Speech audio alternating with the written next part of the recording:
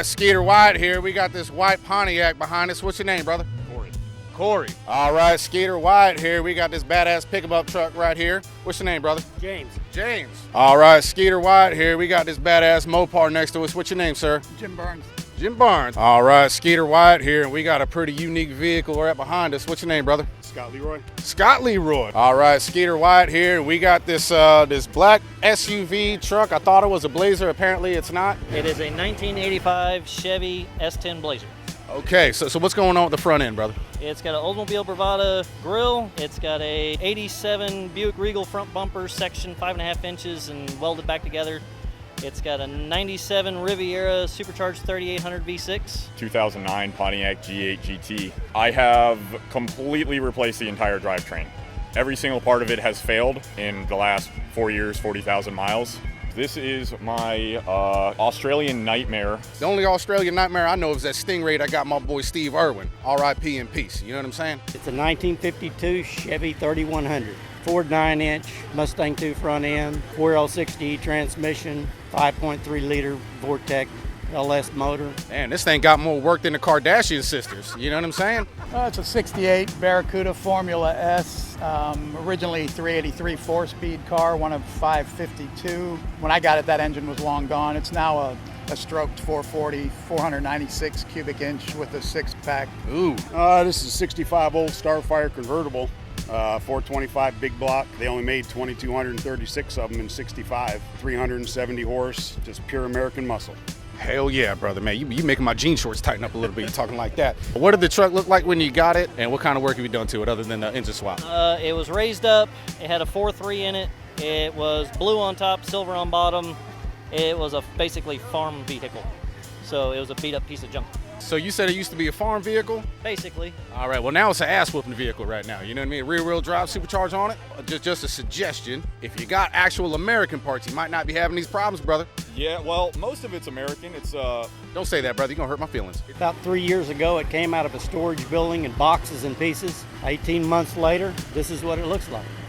18 months later. Usually takes me 9 months to create a life like this, but you let it bake. You let it bake for a little bit. Gotcha. What kind of engine did it have? It had that same engine, but I changed some things on it. Put that stroke to it. No, it actually was a stroker motor. Oh, so you got it stroked. You came pre-stroked. Pre-stroke. Listen, most of the girls I mess with are pre-stroked too. I don't mess with none of the goody two shoes out there. You know what I'm saying? Yeah.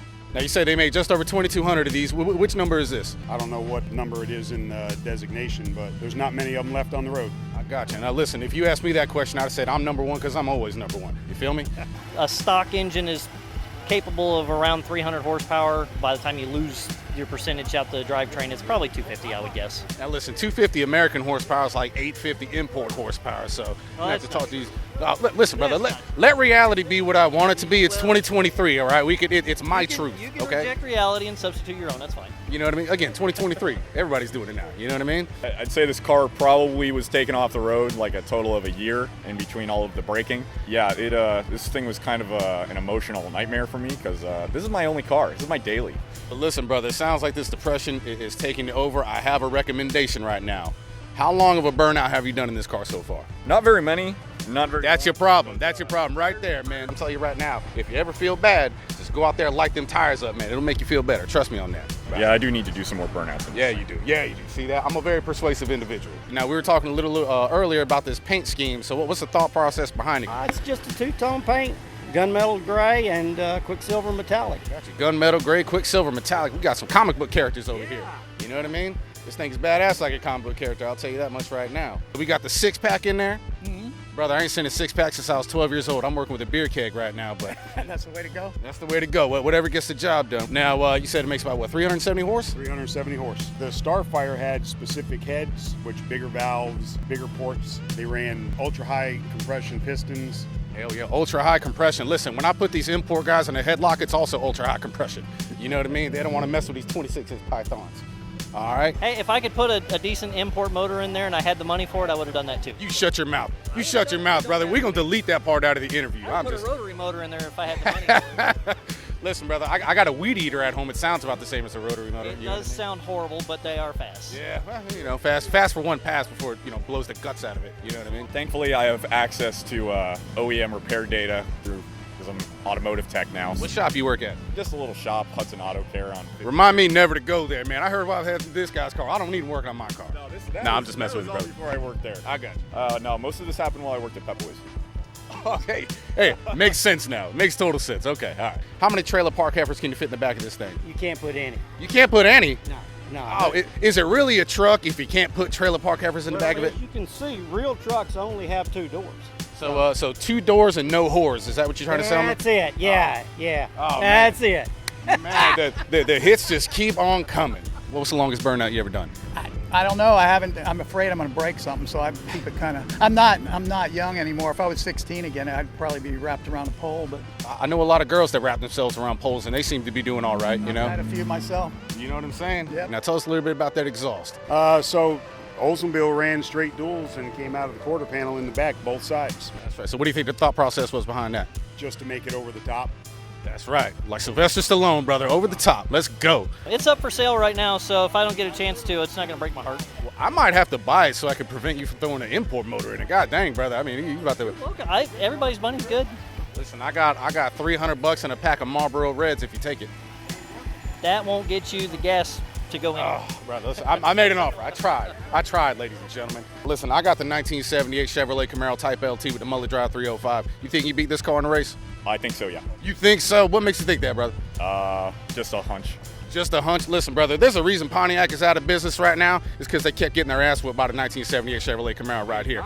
Now, listen, I got a 1978 Chevrolet Camaro Type LT with the Mullet Drive 305. You think you beat that car in the race? Yeah, I'm pretty sure I will. What makes you say that, brother? Just, 305. 305. What, you don't like the Mullet Drive 305? It's not a dislike. It's just that you asked a question, I made an answer. I got you. Well, I'll give you the real answer, brother. You ain't never put no whores in the back of this thing. I put all the whores in the back of mine. That's how much horsepower I need for the ballast, because I be scooting and booting, brother. I don't think this truck can stand a chance. You know what I'm saying? That could be. Yeah. This thing's got a pretty long body on it. How long is this thing? 217 inches from front to back. Now, listen, I don't usually make it a habit of asking other dudes how long it is, but I feel like we're in a good spot right now. You got any other plans past that for this truck? The rear end, I should probably swap out and put the disc brake set up on it and get a limited slip put in it. Right now it's got an open diff. So. Ooh, so you got the one-wheel peel? Yeah. The one-tire fire? Yeah. It's cool for phrasing, but yeah, for burnout today, it ain't too good. It's what was in there when I got it. I got a 1978 Chevrolet Camaro Type LT with a Mullet Drive 305. You think you beat that car in the race? I'm sure. You're sure? What makes you so sure about that? No replacement for displacement. No replacement for this. I'll tell you this right now. They say Mopar, no car. I say Mopar's a slow car, because every time I race one, I leave that junk in the dust. You know what I mean? Hey, maybe you got the juice on it. I got the Jerry Curl juice on it, brother. You see this sauced up right here? Well, that changes everything. It does. It really does. Listen, you pour some of this Jerry Curl juice in the gas tank, you see that motherfucker take off. You know what I mean? Yeah. Anything else you want to say about the car, brother? No, that's about it. All right, man. I appreciate the time. You too, man. Thank you. Have a good one.